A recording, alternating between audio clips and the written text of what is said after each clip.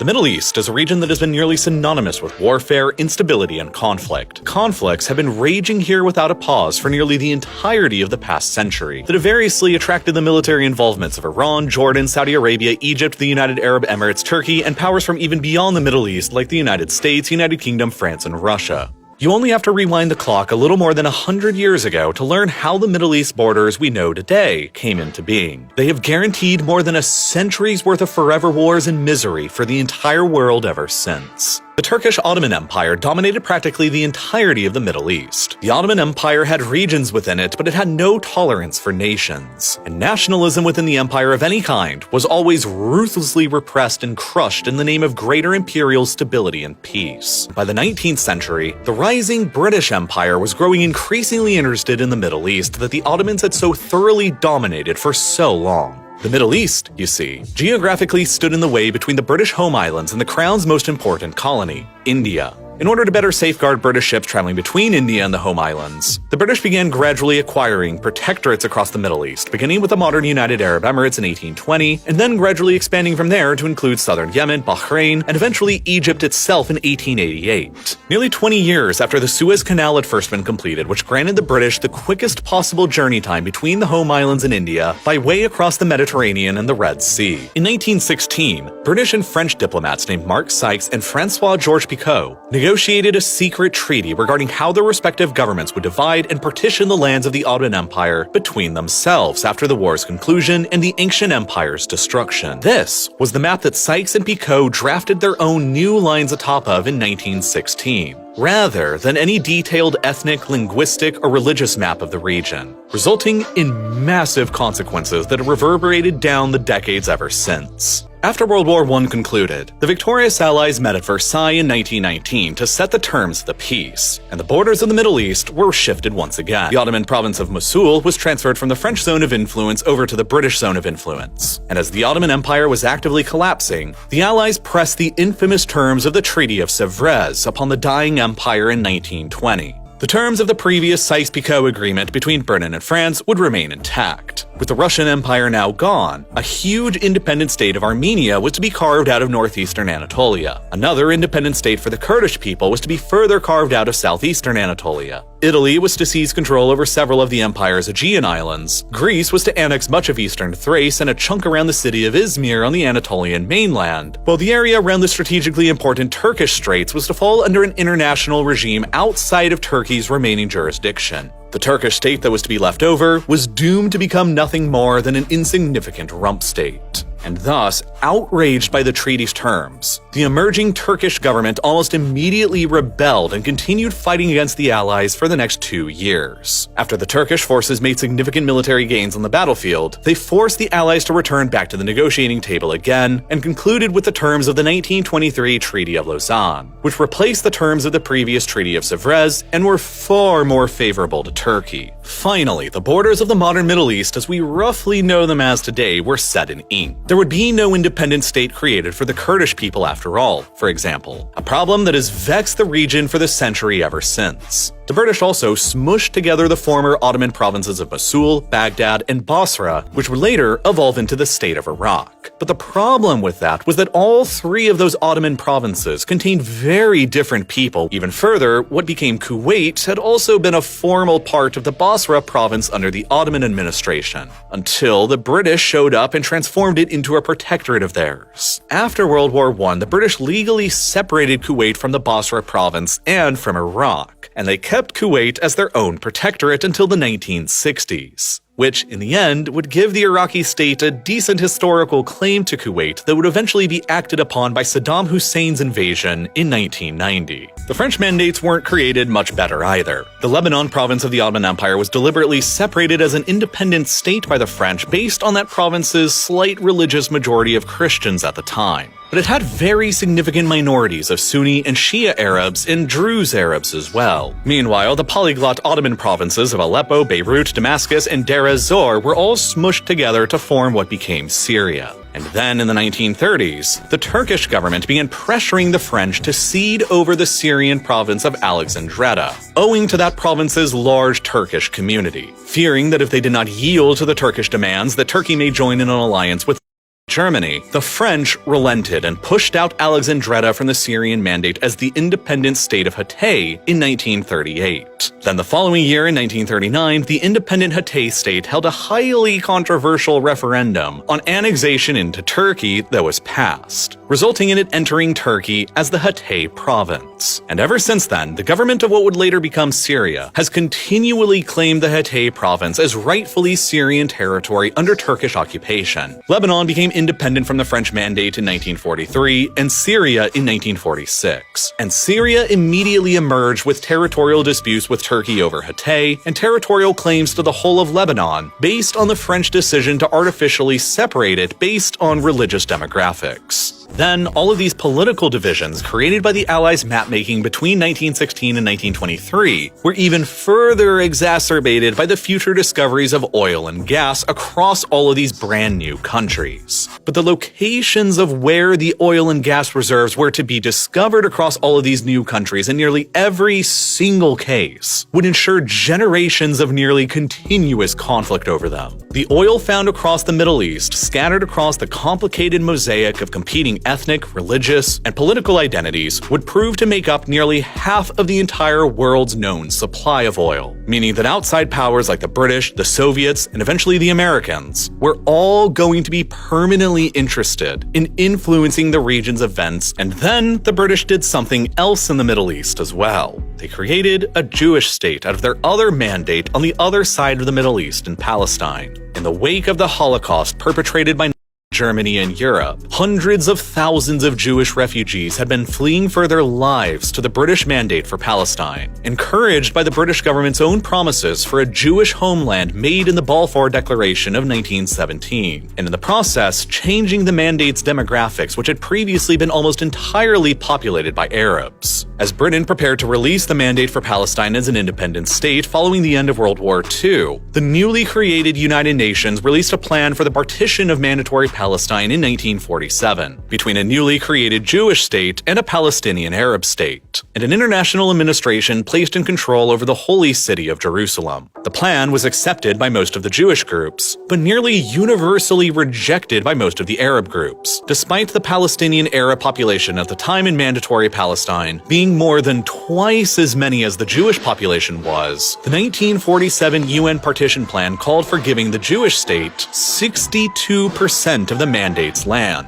while only 38% of the land would be allocated to the Arab state. Fighting between the Arabs and the Jews in mandatory Palestine escalated, and as the British withdrew in 1948, the State of Israel declared its independence, thus starting the continuous Arab-Israeli conflict that has remained ever since. Not one Arab country in the world would recognize Israel's existence as legitimate at first, and a coalition of mostly recently created or independent Arab states went to war with Israel in 1948 in support of the Palestinian Arab cause. Israel ended up emerging victorious in that war and ended it in control over all the lands that the UN had assigned to the Jewish state in the 1947 partition plan, in addition to 60% of the UN proposed Arab state's land and the western half of Jerusalem. No independent Palestinian Arab state would end up emerging, and an estimated 700,000 Palestinian Arabs were exiled or became refugees displaced from their homes, with many of them fleeing into neighboring Lebanon. The defeat of the Arabs against Israel in 1948 gave way to the rise of Gamal Abdel Nasser in Egypt, a secular Arab nationalist who dreamed of unifying all of the Arab lands in the Middle East beneath a single Arab superstate that would utilize most of the Middle East's oil as their super weapon.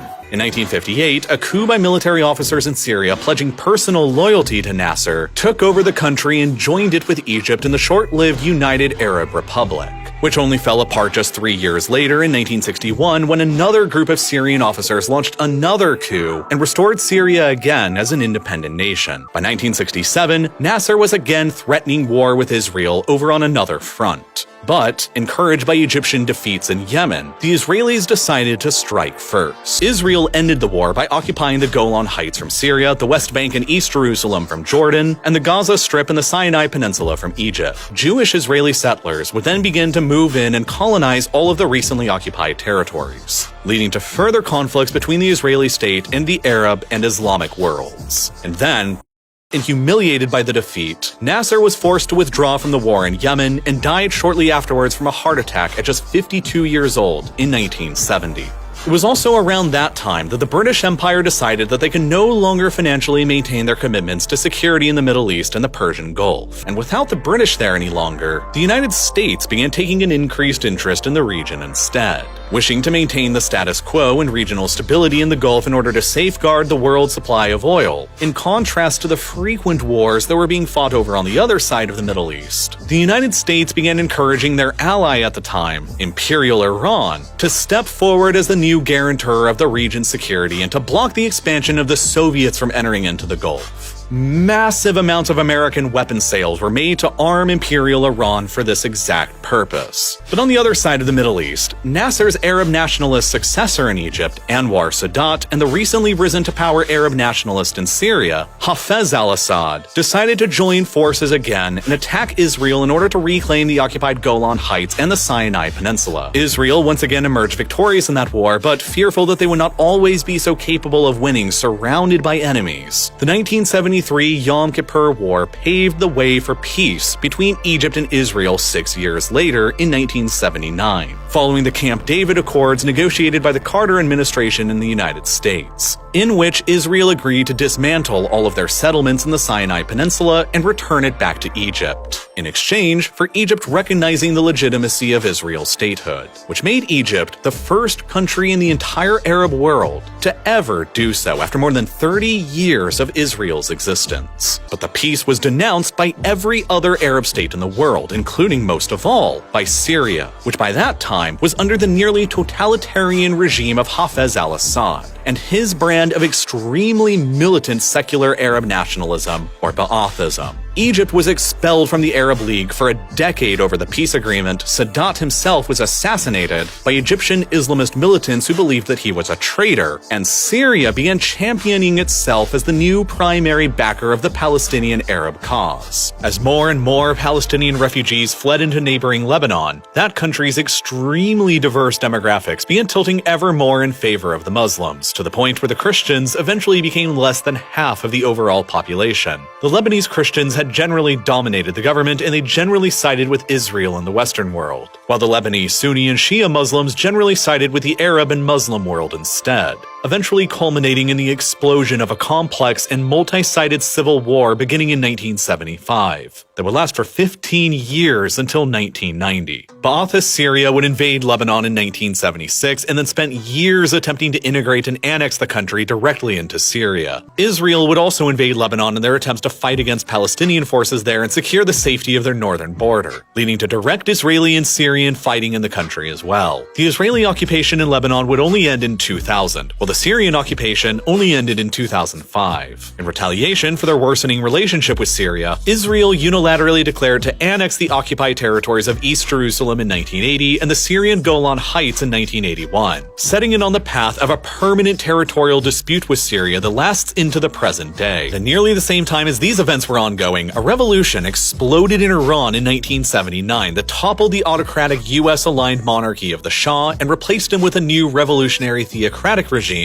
dominated by the Iranian Shiite Muslim clergy and their leader, the Ayatollah Ruhollah Khomeini. The new revolutionary Iran completely changed the way the Middle East worked, because they emerged as the first truly Islamist government in the region. The new Iranian regime's Shia Islamist ideology believes and continues to believe in the concept of a grand Islamic civilization, consisting of all the Islamic peoples and territories all across the world, and that all of these Islamic territories should be united under the rule of the Islamic clergy and their supreme leader. All of the monarchies in the Islamic world, like the Arab monarchies of Saudi Arabia and the Gulf states, were to be toppled during this revolutionary process, while Israel, in the Iranian mind a Western occupier of rightfully Islamic lands, would have to be completely destroyed. These foreign policy goals would ultimately make Iran a bitter and irreconcilable enemy of both the Israelis and also the Saudis and every other Arab monarchy across the region, in addition to the United States. It also initially made Iran a terrifying enemy within Iraq,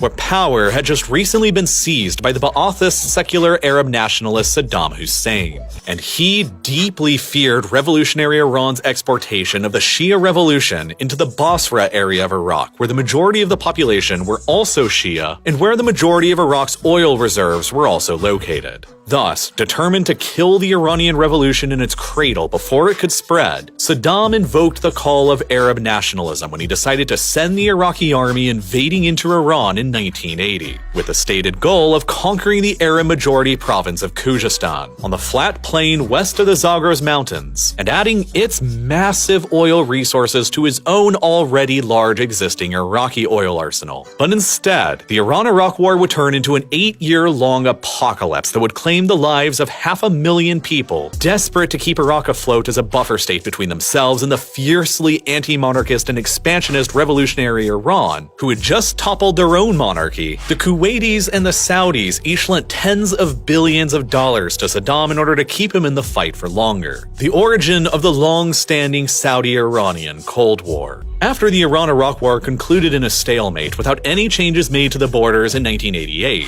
Saddam requested that Kuwait forgive the $65 billion worth of loans that they had given him to fight against Iran. And after they refused, Saddam went on to utilize Iraq's theoretical historical claim to Kuwait and invaded that country next just 2 years later in 1990, annexing it and adding all of its own oil reserves into Iraq proper. The Iraqi conquest of Kuwait suddenly doubled the amount of oil reserves that Saddam controlled. It appeared quite obvious that Saddam was planning on using the Iraqi army to invade Saudi Arabia next and conquer their oil fields as well, and given him the fuel he needed to continue on with his ultimate ambition of unifying the Arab world beneath his authority and finally overturning the map drawn up by Sykes and Picot. The United States gathered together a massive military coalition of 32 nations and militarily intervened against him during the Gulf War of 1990 to 91, which rapidly ejected the Iraqi military from Kuwait and liberated the nation once again.